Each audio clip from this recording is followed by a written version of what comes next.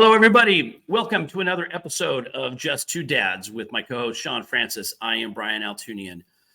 And today, I feel like I say this every episode, but today is really a very, very, very special episode. You're going to hear about a story of despair and hope, of love lost and love found, of sacrifice and achievement. And I got tissue for you, Brian. No, we getting emotional about it already, because this is about a mother's love for her children that goes beyond. So stay tuned for a great episode of Just Two Dads.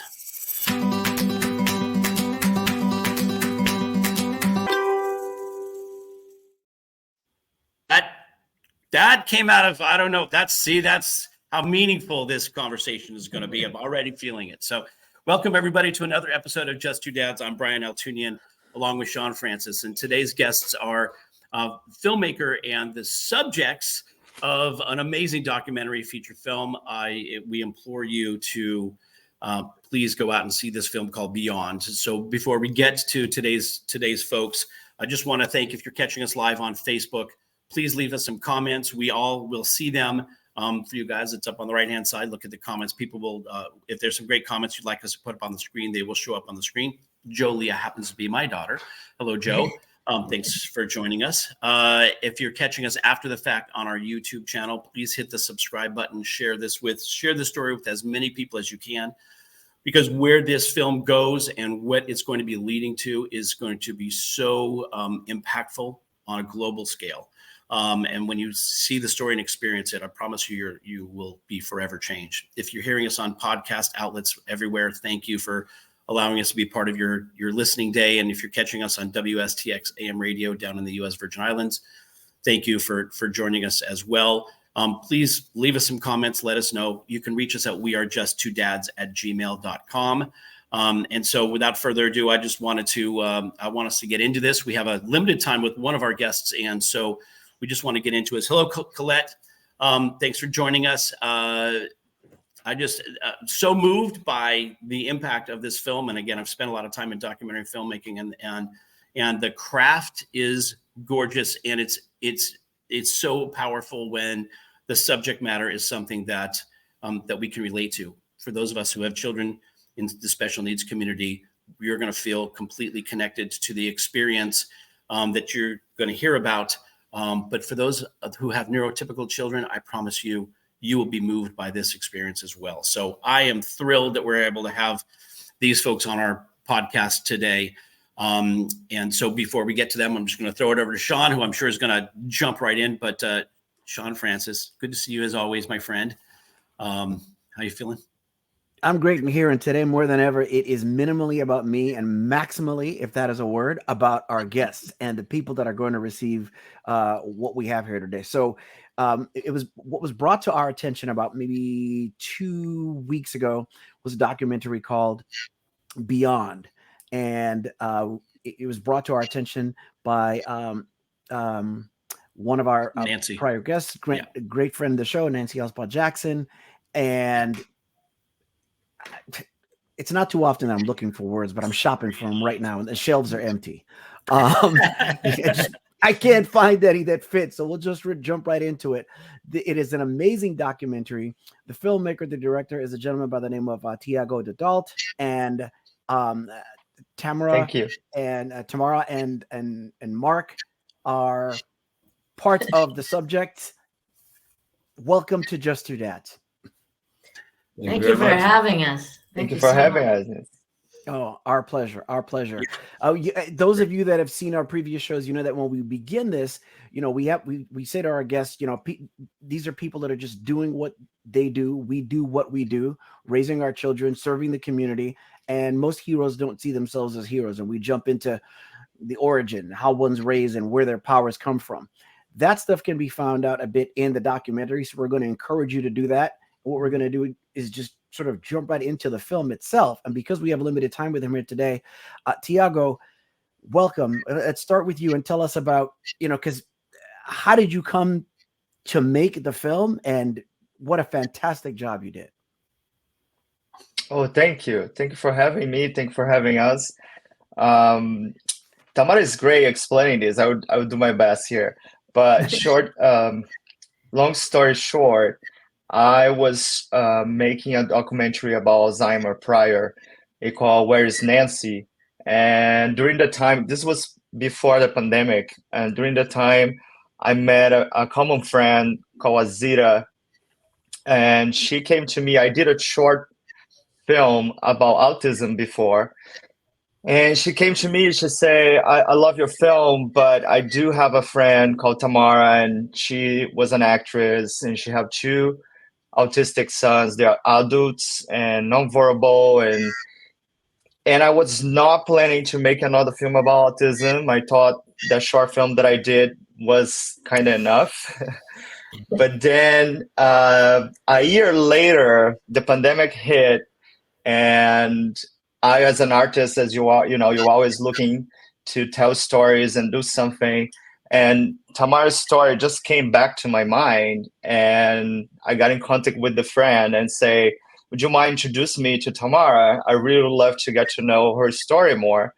And then she did, and me and Tamara had a call. She watched my short film before, and we just, I don't know how to explain. We it felt like we knew each other forever, and then I came to the house. I got to meet Ian that day. I don't know. It was just love, love, love, love, love. It meant to be. I called my producer, Drew Miller. We decided to make. It's supposed to be a day in Tamara's life. It's supposed to be that first day in the movie, that is the Thanksgiving. That's supposed to be just a short doc, even because we didn't know Tamara, like we didn't want to be invasive. But as soon as we finished filming that day, I called Drew, I show her the footage, and I say, we have a lot to tell here. It's a big story. And we decided to film from Thanksgiving to Thanksgiving, and whatever happened during that time is the movie. So it was no script, nothing. It was really going with the flow and being in the house and trying to capture as much as real life, and everything was really what Tamara was going through. Even Mark coming to the picture, everything. Yeah, it was what was so what's amazing about it is that we got to see that, and I remember Tamara even saying like this was going to be a one day thing, and so much happens in that year, and again the ability for us to voyeuristically watch Mark physically show up, and again what the two of you are doing now on a going forward basis. Thiago, you did such a lovely job capturing so much emotion. Clearly I get emotional about it. So much hopefulness, and I was amazed. And tomorrow, if we can just go to you for a second, because your experience in when Thiago came to you and said, "Hey, we want to see, we want to take it." Like, how did that conversation go? We want to film a day in your life? We want to. How was that for you? Well, initially, when I was walking around the Rose Bowl, and Azita reached out to me in a text and said, "There's someone who wants to speak to you. If you're interested, he's a filmmaker," and like Thiago had said. And I was actually talking to Mark on the phone on video, and he goes, reach out. So I did, and I watched Duke by myself, his short film Duke, at a little cafe out here. I was sitting outside, and if I wasn't sitting outside by myself in front of people walking by, I would have burst into tears. It was such a brilliant film. And I thought, if anyone could tell my story, it would be this director. But we met on a Zoom. I was out at a restaurant because would have been hard for me to meet him in the house. There was a lot going on. So we met on Zoom, and it was instantaneous. It was as if I had known him, like you said, all my life. And when he came into the house to interview and to do that one day, I just felt like, I don't know, I always wanted to have someone come into our life and do a documentary. I wanted to do a real thing so people could understand the lives of people like what I was living and continue to live. but now with a partner. But to be alone and to do it, he really epitomized for so many people that wouldn't want to be seen in the light that I was seen in the film. It's too painful for them. Yeah. I don't know if I Really, answered the question. No, you did. No, you did. Yeah, I mean, listen, when you're in the middle of it, someone says, we want to make a film of you. Some people will be like, what? There's nothing special about what is I'm going through. A, B, I don't want to show all of the stuff because, you know, I'm going through a lot. And I know documentary filmmakers, especially good documentary filmmakers, that I think you use the word omniscient. They are there and they're not interfering. They're just observing. You're turning the camera on and watching what takes place. And so I think for some people, I think we're a little desensitized with reality television. We think that's you know, voyeuristic, but even though that's all scripted and BS, documentary filmmaking really is, you know, giving us a chance to have a window into your life. And I think for some people that would be a daunting thing to consider. Your willingness to do it in all of its glory, pretty and not pretty, really is something that makes it kind of relatable, I think, for those of us, again, who have children who, you know, we deal with on the spectrum. And again, just for explanation for anybody who's listening, if they don't know, Tamara's two children, Ian and Harry, are young adults now in their 20s, nonverbal, and the experience. Tamara needs an army of people to now manage the house, and was doing it alone for 20 plus years until this lovely man came into her life. And listen, Mark, I'm going to say this too. You and Thiago, from people who come from outside of the world, in other words, not having that experience of having a child that is dealing with, you know, some sort of disability or medically complex issue or on the spectrum, for you to have both thrown yourselves into this life, there's not even words that can express how amazing we find that. Because it truly is it is a commitment, and it is an amazing sacrifice for what you know your life to have been, to then enter into this space. And hats off to you for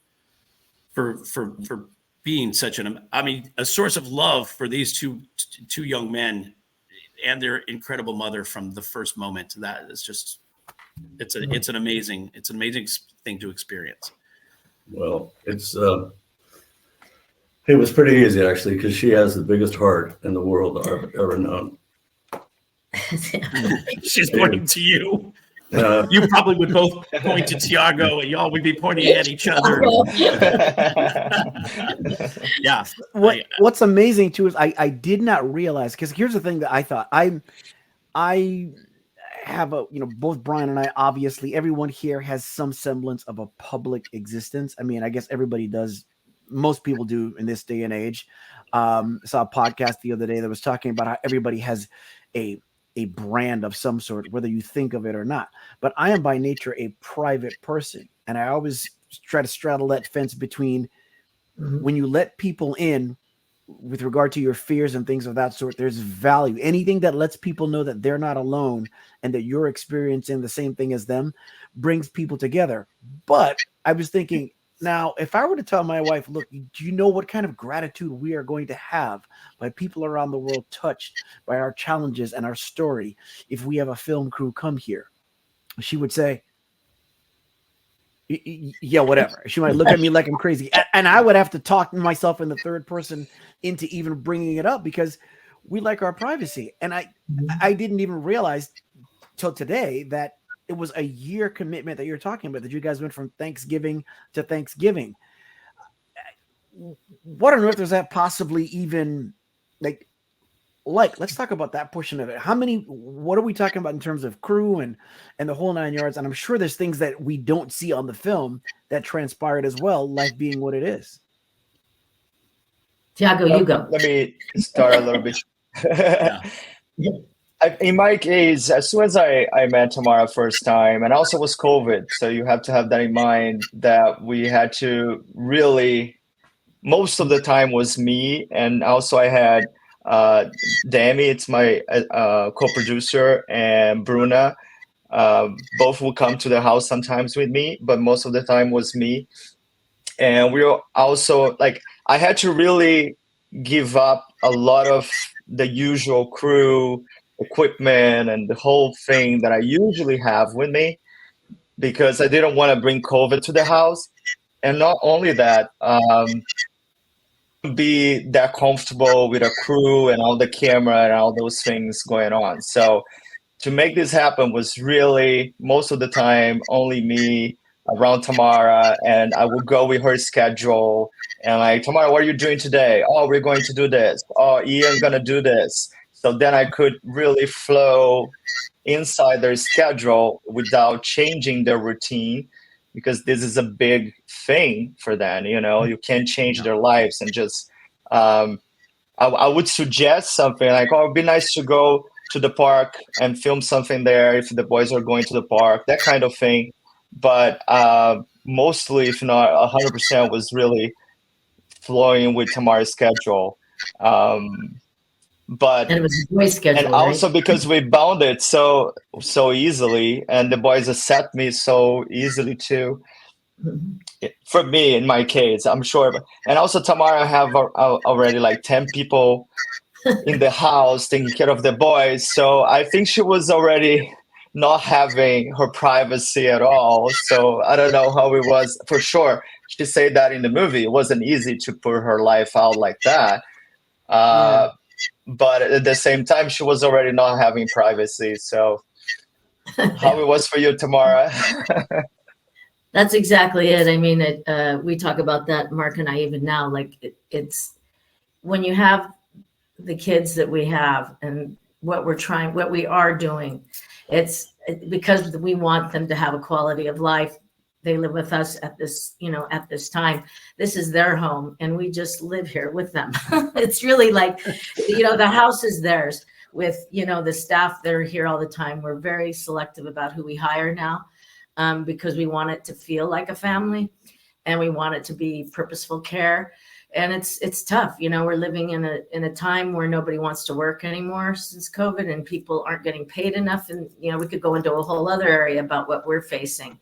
But the bottom line is the privacy issue has been gone for years. But I'm like you, Shawn, I'm an extremely private person, even though I was in show business for, 40 some years, still am with voiceover when I can. I really, people think they know you. And then they saw the movie. My own friends were like dumbfounded, like people who came to the first screening. They literally said, I had no idea her life was like this. So I did a good job of acting like everything was status quo all the time. So yeah, for sure. And for the boys too, when we call them the boys, they're men. Having Thiago there, how long did it take for them to for them to be comfortable with Thiago and the idea of having a camera there? Did it take a while to? They immediately loved Thiago. It was like an instantaneous, just like when they met Mark for the first time. It was absolutely like there was some sort of beautiful synchronicity about the timing of everything was exactly right on time. I always say he was the missing puzzle piece. Thiago always says that because I crossed the Amazon, I brought him here because I went to Peru years ago. and I think, and then Mark, being from Australia, for all those years, and then coming here at this specific moment in time, you can't make this stuff up. You can't script it. It's like, I think that's the beauty of it, is that we just didn't know what we were doing. All Thiago would always say to me every time he came over is, we're going with the flow. So, we just, it's all we could do, because we didn't know from moment to moment. Harry was in a lot of pain in the movie with his mouth, and we couldn't get him help. And he was extremely self-injurious as a result and damaging property. And it was a really, really critical time. And it had unraveled the year prior to COVID. And so everything just kept going down. So Thiago's timing was perfect, because he captured what a lot of people go through across the world that don't have the services that we have in California. And even the services we have in California are impossible to get, and the red tape that you have to go through and the hoops you have to jump through and the amount of paperwork and staying on top of people. And then you get the authorizations, but they don't have staffing. So there's a huge there's a huge problem in the global community for people who need this kind of care. It's a vicious cycle. Go ahead, Thiago. Can I add something? I just want to add that I'm 100% sure that Ian and Harry knew that I was there to tell their story and more the Tamara's story, because they're always so happy that I was there. It was always, we had great chemistry. It was beautiful. Ian, sometimes he didn't like the camera. It's a thing that he don't like electronics in general. So he will come over at the camera and press the rec button. It was very interesting. So it was his way of saying, "Don't film me," and I would stop, and I would come to Tamara. I was like, "Okay, you don't want to be filmed. It's fine, you know." And then we'll find a way to keep going. But it was just beautiful the way that they accept me and understood what I was doing, and it was beautiful. That is beautiful. I have to tell you, I have. This may be a gift. I think you'll really appreciate this. A couple of things I got from the film, which is one, and again from your statement just now, Thiago, which is our children know. I always talk about raising consciousness. Being aware of what we think about. Think about what we think about. Think about stepping in other people's shoes for a minute. And our children, and I say, this isn't limited to autism, but there is something with the autism spectrum disorder, I think in particular, when our children embrace someone or give a green light or give them a pass, it's something to be said for that, in addition to when they're like, I don't like this person, and they can't really explain why. And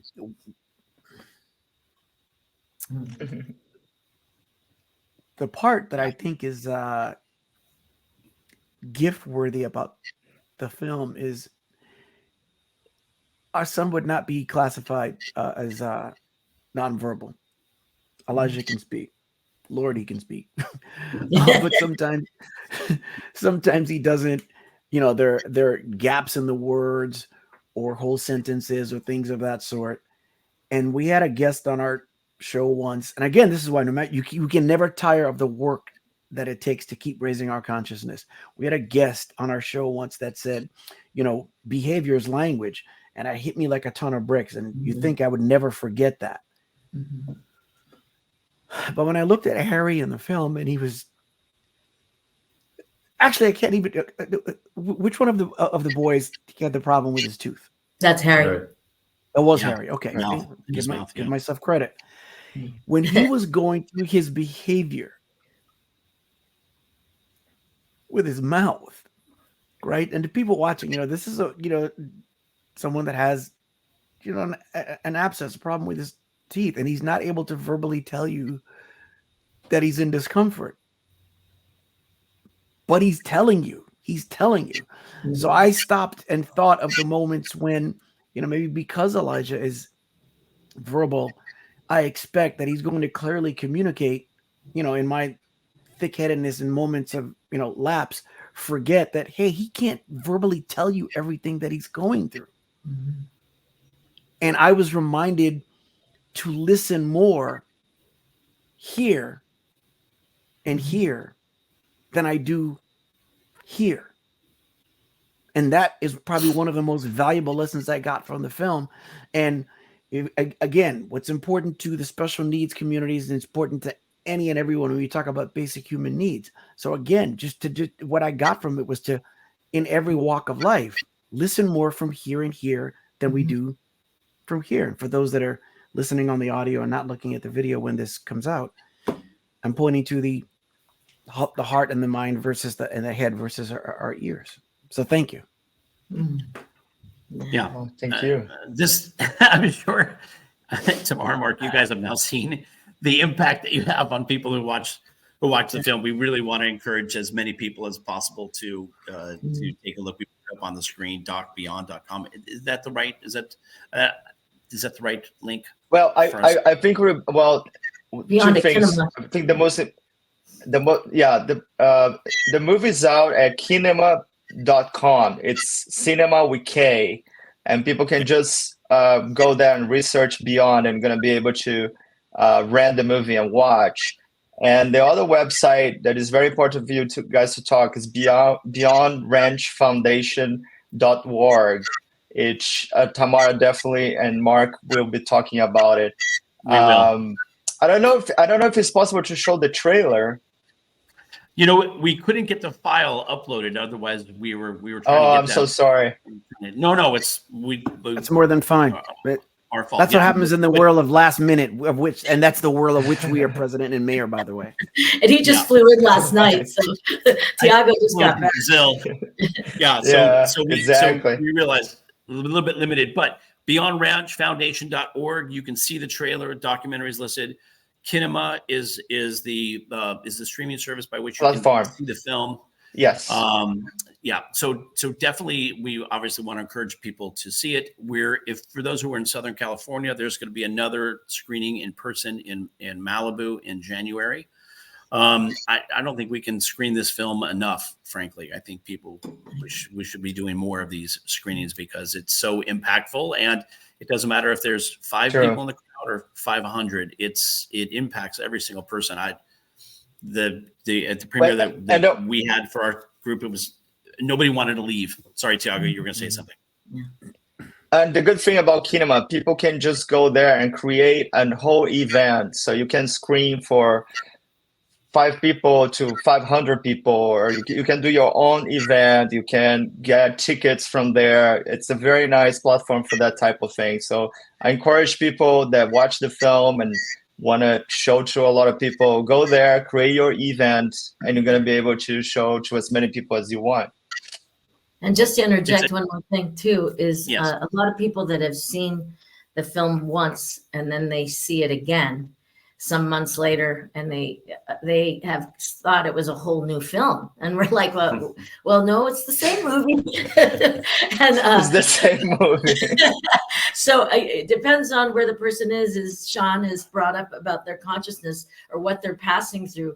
I think each time people watch this film, especially on a big screen, the impact it has on a large screen with a group of people is so powerful that people have told me that they have left spiritually changed.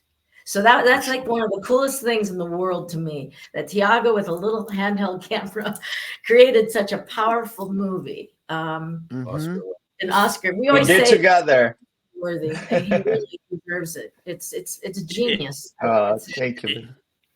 It really is, and again, my experience in documentary filmmaking, it's a special craft, and when you can find a craftsman who does that work really well, it's a special experience. Thiago, we know we are running out of time with you. We have to do we have to say goodbye to you, because I know you're off to another. I'm so sorry. I wish I could stay, but thank you very much for having me. And people, please look up for. I mean, I am on Instagram too, and at DL and Miller Productions, we have all the other projects we have done there. But I would love for people to just go and watch Beyond at kinema.com, and also Beyond Ranch Foundation. You can watch the trailer and can figure it out. If you look up for us online, if you have any problem accessing the movie, we're gonna help you.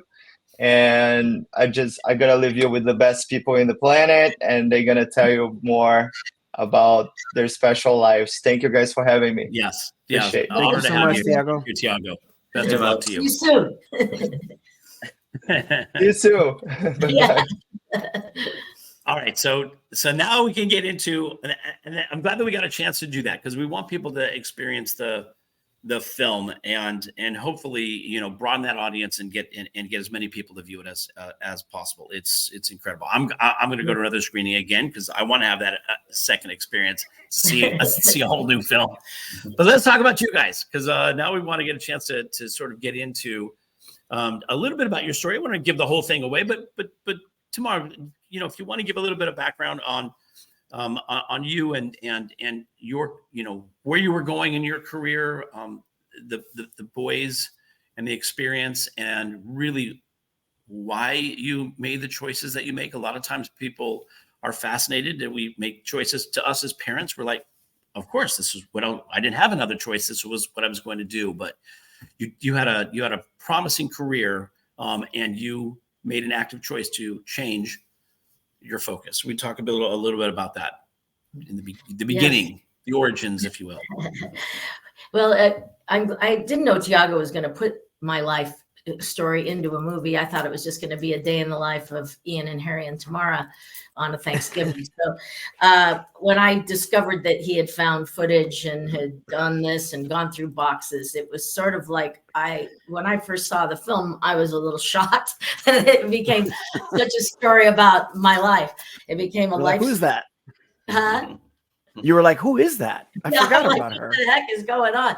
But it was a amazing life in terms of just the way things happen for me. I mean, it's been sort of my whole life. I've worked really hard. I started as a dancer and always sang, but I literally, my ballet was my passion, then tap and jazz. And I mean, Broadway happened out of my hometown. I went to my first open call when I was, a first year out of college. And I went, my friends talked me into going in Portland, Oregon. And it was for the first international company. It was the first touring company of a chorus line. And I literally had never done musical theater because I'd been a dancer and singer, but I did it mostly as a classically trained professional, that kind of focus on ballet scholarships and such. So I just went and I had to sing and act and dance. And 2 weeks later, I got a call sitting by, they put me on TV that day. And 2 weeks later, I'm sitting by my pool and I get a phone call and I thought someone was playing with me. And they just said, would you be interested in flying to New York? You have in 5 days, we could fly you to New York. You have wardrobe fittings, blah, blah, blah. This is the contract. I'm like, whoa. Well, who are you? And they go, well, this is the company manager of a chorus line. And I'm like, yeah, right. Like I thought someone was playing with me. It was a couple weeks later. And literally my life turned overnight. It was like I saw my mother coming back from Florida visiting my sister at the airport, said, hi, Mom, bye, Mom. And I flew off to New York and my life changed. And I had a lot of, I don't know, just the right timing, right place. And landed, when I first landed in New York, 6 weeks later, I was told to go to an open call for dancing. And that's where Bob Fosse handpicked me out of, I don't know how many people auditioned that day. And then I left Broadway for a while and went back to ballet and studied with one of the greatest teachers in the world, David Howard. And I danced with Chicago and Princeton ballet companies and then New York City Opera. And while I was doing, as a friend asked me to be in New York City Opera as a dancer, I ended up understudying roles in Candide and The Merry Widow. And I ended up meeting Donald Sadler, who asked me to lead the auditions for On Your Toes. And when George Abbott, the director, saw me, he said, I want her in the show. So it's like that. And then I started going more, I did a lot of commercial work, a lot of modeling stuff. And then I started acting. And one of my first auditions was for Sidney Poitier. And out of 750 people all across the country, 8 of us were handpicked by Sydney. We had old-fashioned screen tests. I mean, it's really been a fairy tale. It was a fairy tale story of the way things were. For sure. And because you, oh, go ahead. Sorry, go ahead. No, go ahead, Shawn. I'm like talking a lot. Well, I was just gonna say, no, you're not talking too much. We're here every week. You're not. I was just gonna say, usually what happens is, when a person is pursuing a career in entertainment, especially if you're talking about Broadway and everything, there's, the starving artist is, what builds muscles for stardom, so to speak. You didn't have that happen. New York was like welcoming you, Yeah. that's very, very different. Yeah, it's rare. And it's I didn't even know that it was rare because it was my story, right? I just thought, well, this is what I'm supposed to be doing. And I worked really hard and I continued to study and I always wanted to be better. And the competitive part of me was about me being the best I could possibly be. So I always studied with the best. I watched when I was in rehearsals with the best people in the world. I wouldn't take a lunch. I'd watch them. I'd go and watch the rehearsals. I'd watch the director working with them. It was like I felt like I was taking in, absorbing as much as I could from all these great legendary people that I was blessed to work with. So Right. when I got to LA after the movie, Sidney Poitier had taken me under his wing, and he placed me with an agency. He placed me with the acting coach, Peggy Fury, that he said, she's the best. And he goes, but don't stay too long. I don't want you to wreck your natural talent. You know, he was very, very like fatherly with me. And so I was like studying like for a year and a half with Peggy, like head on, like every day, 5 days a week, and auditioning and working. But what ended up happening, she died the last day I worked with her. She'd said, I saw her looking differently in the room. And I just said, Peggy looks different today. And my friend Gretchen was like, what do you mean? I said, I don't know. She just looks different. So we did this scene, and it was a very small group that day. And she asked me a question about, I was doing a scene from Plenty with Meryl Streep's role. And she goes, Tamara, do you relate more to the Tracy Ullman or this character? And I said, I'm a combination of both. She goes, well, I used to want to live to be 103, but now my kids are grown. And I think, I've lived a good life. And I think they're going to be fine. And I thought, well, that's a weird thing to say. And then we went to lunch, and she was eating at the same place with her husband, Bill Traylor. And he was blowing kisses at her as she drove away. And then she never got home again. She had a head-on collision and died. So when her death happened, and because she had taken me under her wing, I was like my appendage point. If you read like Carlos Castaneda, I was kind of like, what am I here doing? Like, she's gone. And do I really, is this what's important? So she threw me into my spiritual seeking. Like, I really wanted to know why I was here. So I left for a while. I made a lot of people upset. My agents cried. I bet, because, much like athletics in terms of being in your physical prime and young and of a certain age or whatever have you, entertainment is like, you step into the flow, you don't step away and then just step back whenever have you. And so for those that don't know, the film that Tamara is referring to is a film called Fast Forward that Sidney Poitier directed. Very underrated film. And so when this happens and you step away and begin to question what your purpose is, you're like on the cusp of who knows what. You had a guest appearance on Cheers. And that was shown in the film as well. And I was like, I remember that scene. I remember that exactly. Every last bit of that. So that this shift takes place and you begin this spiritual awakening. Continue with that. Yeah, so I really, even my mother was very upset with me as well, by the way. But I went to India. I traveled the country for a while in a kind of unusual, during the time of Shirley MacLaine and Out on a Limb. A lot of people were into channeling. I left with a channel. Was my first initial thing. And I traveled the country. He asked me, the woman who channeled, it was a male entity that came through. He asked me to travel with them. So I didn't pay for any of it. It was like I was given this opportunity to travel the country and rest and meditate and eat well. And, having been a dancer and been on my own for so many years, you don't have the greatest healthy habits. So I learned about taking better care, self-care, going within. I got to a point where I could meditate up to 14 hours a day like it was nothing. I mean, I went through a real I went down every path, like Tibetan. I studied everywhere. I'm a non-denominational person. I believe all religions are one. And I went to India. I went to Peru. I went 2 times to India and was asked to go with someone very dear to me that is, is Meher Baba's in the movie, but the man who not ran it, but was one of the Mandali members, asked me to go to India with him. And that also was a gift, because I was taken by the hand of someone who had served what I respect as one of the highest beings on the planet that ever walked.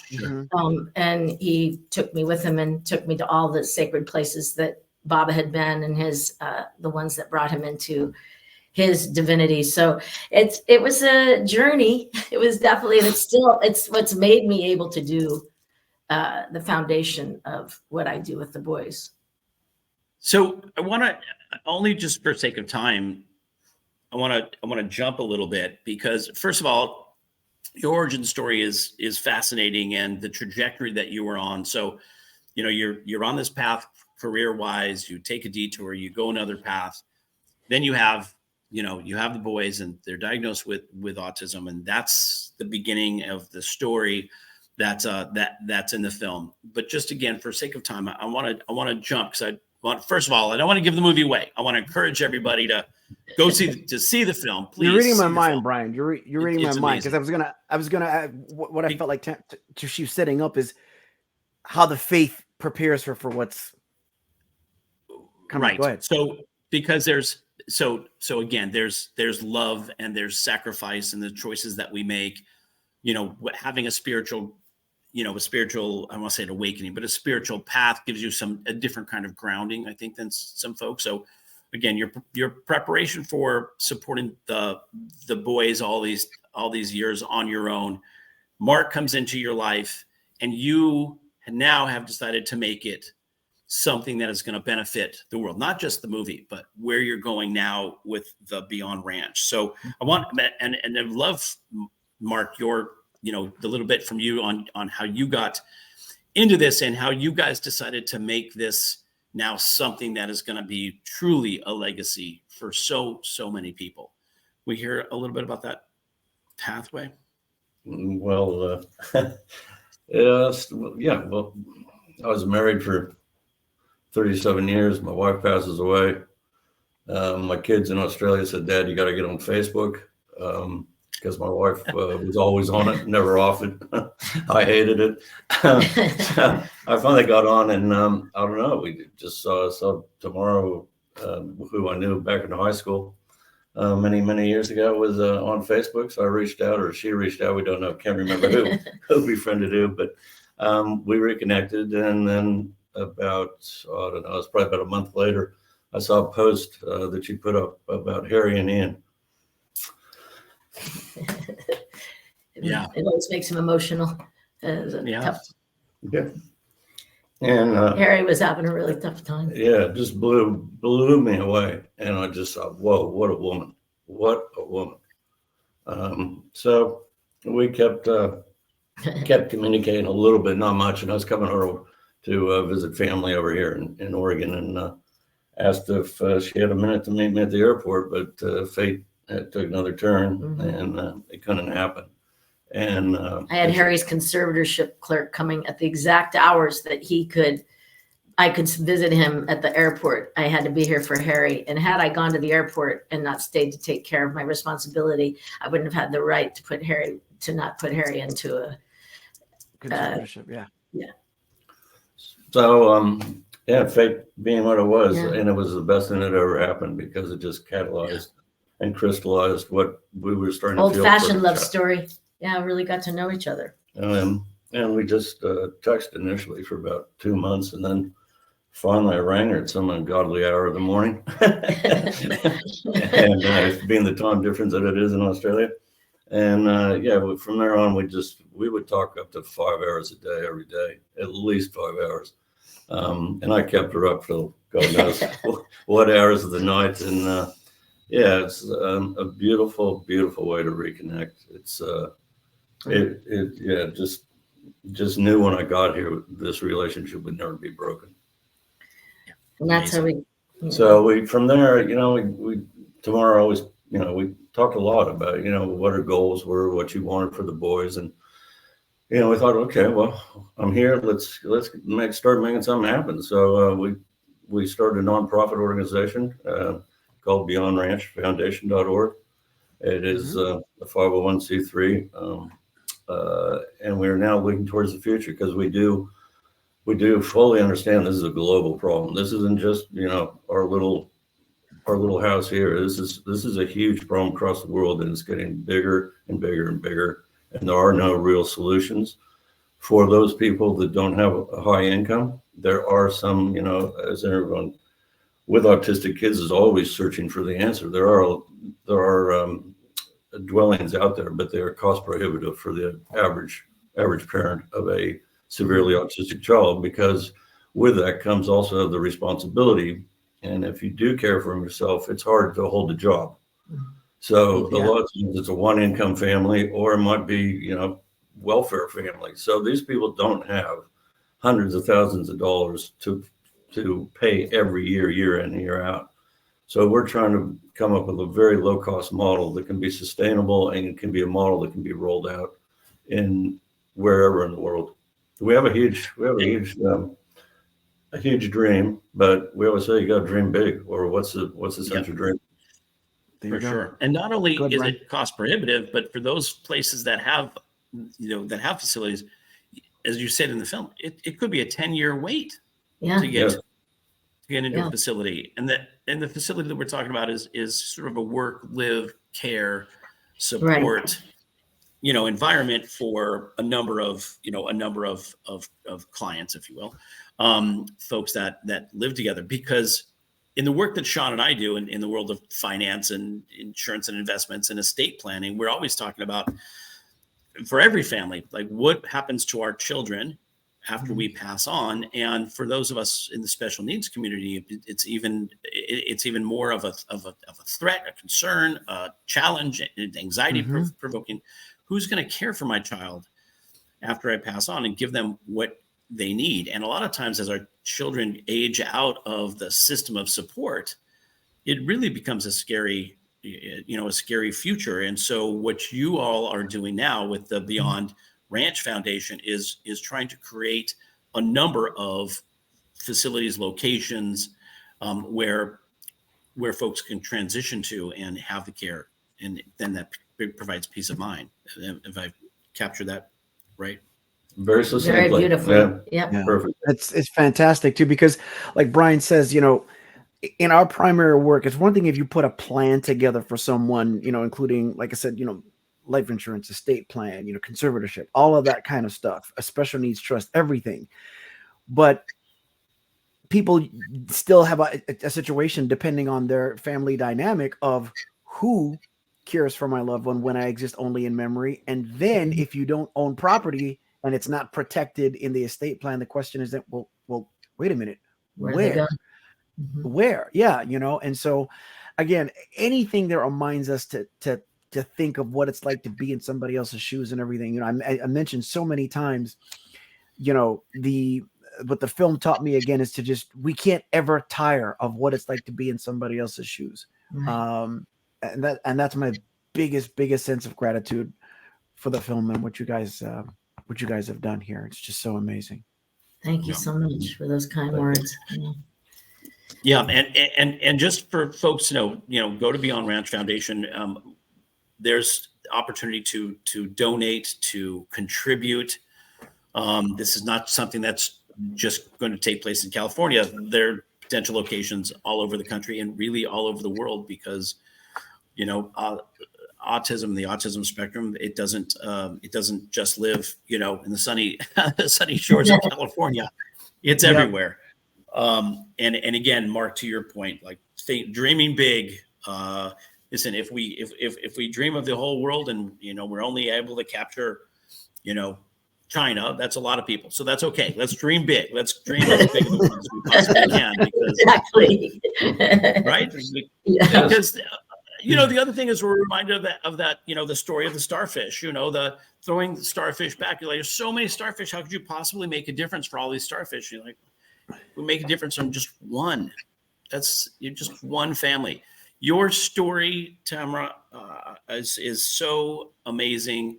I'm so grateful for us to have been introduced by Nancy, and we're grateful to Nancy and the folks that supported that organization. Grateful to have been able to experience the film ourselves and to be able to spend this time with you. So moving, and we want to be a part of what it is that you're doing on a going forward basis, help you wherever we can. Just know that having you here is an honor for us. This has been such a meaningful thing, and I want to throw it to Shawn, because we're at that point in our show. We'd love to hear this answer from the two of you. So I'm going to throw this to Shawn, and again, I'm just going to thank you ahead of time. Thank you very much for everything, you guys. Honest to God. Thank you. We're just getting started. We've come to the portion of the show where, we ask the following question with context. Our ability to change the world is based on our ability or our willingness to change ourselves. So with that said, if you could each give us just one example of a belief or a thought that you once believed strongly, but no longer believe to be true. You go ahead. No, ladies first.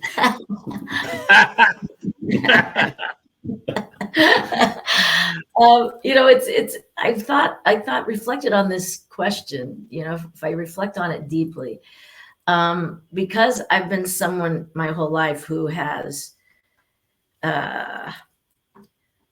felt like I was here for a purpose. I just kind of went with the flow. Like, Thiago says, we go with the flow. I've flown. I've done a flow of my life. I've made a lot of, crazy left turns, or, taken roads that people wouldn't have taken. I think the greatest thing that probably I could say is I could have easily fallen into an egocentric life of just selfish for myself, and sought like that fame and glory if that was really my desire. But obviously it never was, because I always came and went. And I continued to do that through the rest of my career, but I always worked with great people. So it's hard for me to answer that in any definitive, because I honestly feel that I don't have anything that I wished I'd done differently, or that I feel that way about, because I really feel that I'm in the moment that I'm supposed to be. I don't know if that's a very good answer to your question, but it's my honest feeling. It's an answer. Yeah. Yeah. The good thing about the question is there is no bad answer, because it's completely subjective. It's completely subjective. Yeah. And I don't want to answer for you, but I would venture to say that at the very least, you have to think, because this has been my experience, I wanted to be, I had demos around, I sang and I wrote, and I wanted to be the guy with the #1 song on the chart, all that kind of stuff. I think the reason why I wanted to do that was to achieve what I'm seeking now, which is to make a difference in people's lives in some way, shape, and form. And I'm sure that applies anyway. Yeah. Yeah, I would say this. Mark. Yeah. Well, I've thought about this question too, and I don't probably have a very good answer for you either, but I was very fortunate. I was brought up in a very loving family. And at a time, I think that Tamara and I, grew up as kids. I always say, I think we grew up in one of the luckiest generations to ever live on the planet. And as such, I thought the system was more fair. Let's put it that way, to the average person. The systems in place in America were great and would look after individuals who needed help, but that's obviously shattered, because I had no experience with autism before I met Tamara. So to come over here and just see the magnitude of issues surrounding bringing up individuals, beautiful, beautiful human beings with profound challenges, and what one has to go through to get the most basic services it's not fair. The system is broken, and it's broken badly, and it needs to be fixed. Yeah, absolutely. Well, that is beautiful. And the question evokes perspective, I think. And that's what I used to rail against the question personally, because it made me constantly question things that I believed in that don't believe in. But I think, if anything, it evokes the answer that you both just gave, which is a different perspective. Once whether it's age or experience or trauma or whatever, we have something that we believe in, and then we realize that's not true. And sadly, Mark, I agree with you. The institutions that we thought were there to help the average American citizen, and obviously this is American centric, but those institutions actually don't. They don't protect the average American citizen at all, and the playing field is not that even. And so it requires folks like you, dedicated to a bigger dream and a bigger play, to create opportunity for us to level the playing field to some degree for families. And again, as dads in the special needs community, Shawn and I both are grateful to you for your work, for your contribution, your sacrifices to get to where we are. And we know that it's going to have an impact. And again, we'll leave a legacy for for a long time. So grateful to have the two of you here, and thank you for eloquent answers to that. What I find always a difficult question to deal with. I don't think mine was very eloquent, It's beautiful. But you guys are so important. Thank you for what Thank for having us on and what Thank you you. do every week to bring awareness on so many people that wouldn't have it otherwise. So thank you for your service to humanity. Thank you. We clearly this is not just something that we do. We don't make any money doing this, by the way. We're not doing this for. We do this because we're often the audience members as well as the hosts, and we love the experience of talking to folks such as you. And we're so committed to the service to this community. You can see we both get emotional on a regular basis every week because we love the work and the commitment, and again, the sacrifice and the choices that our family members and those who serve this community, what they do on a regular basis. So And the love that it brings into the lives of everyone. These kids bring love. Our children, all of our community of special needs and neurodiverse people bring a different awareness of awakening in people. Like purity. Yeah, it's that purity of soul, heart. Less tarnish. And yes, for sure. They tend to embody what we always talk about, which is that questions are more powerful than statements. We should remain as childlike as we possibly can and less childish, and just see the possibilities and everything. And Brian was talking about what Mark has done in his contribution from a man's perspective. I wanted to just share, we have a forum on the screen for the men's group that we started called The Den. It's a support group for men who are parents or caregivers to those with special needs. If you're looking at it on YouTube, you can see the registration form that was on the screen. And then we also just want to make sure that we give some love to Billy Footwear. There's a link on the screen there. They create footwear, adaptive footwear for those that are disabled or have challenges. If you use that link, there's 10% that you get off of your purchase.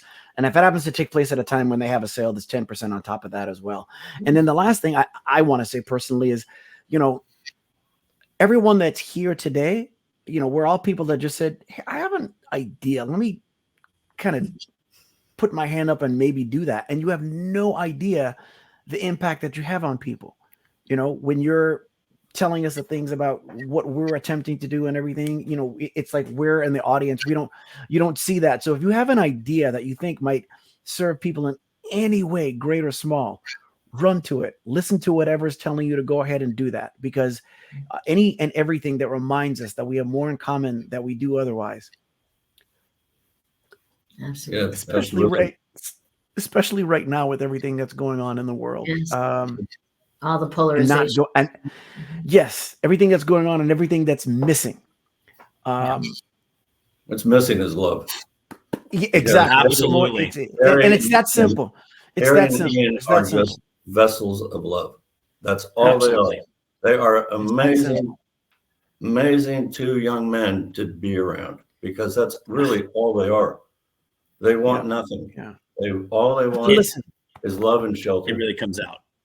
Yeah. It really comes out for sure. Yeah. Yeah. Well, and that's good. It's a perfect segue to how we generally wrap up the show, because I get to always end the show by saying, empathy and love is what it's all about. And, right now, again, empathy is, you never know what a person's going through. You never know what their situation is. People who knew Tamara were like, oh my God, I didn't even know this was your life. So have to give that person some grace and have some empathy. You never know what somebody else is going through. And if we all look at the world through the lenses of love, as you say, Mark, through the lenses of love, the world's a much better place. That's really what it's all about.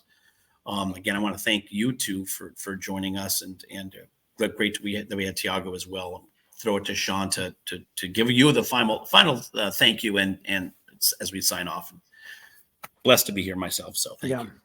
Again, thank you both. Thank you to everyone that's listening live or after the fact. And I'll just repeat what I said before. Again, More questions, less answers. And I say that not having mastered it, because I realized, I made a post the other day. I said, we should accept the fact that we want people to be more like us than we realize, right? So we must never tire of accepting when someone isn't, and we must never tire of our need and our responsibility to continuously raise our consciousness. So to any and everyone within the sound of my voice, thank you so much, and we love you. Love you. Thank you, Thank you everybody. guys so much.